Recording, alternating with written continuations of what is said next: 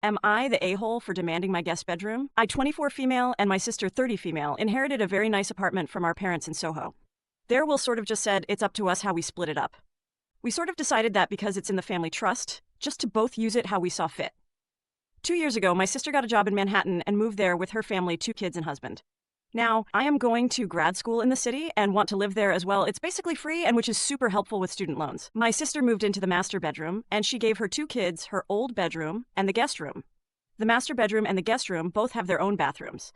My old bedroom, from when we stayed there with our parents, is pretty small, but I loved it at the time because it was never our primary residence. Now, I want to live in the guest room with the restroom as I am now an adult and have my niece move to my old room.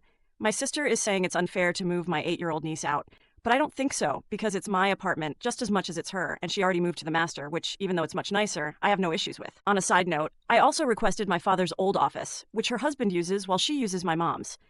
My mom's has 2 desks and is objectively the most beautiful room in the whole apartment. As a student probably going to have to work a couple separate jobs to pay for my education, it would be really nice to have a desk to do homework on. My brother-in-law is also a stay-at-home dad and mainly uses the office for gaming. Edit. Thank you all for the help.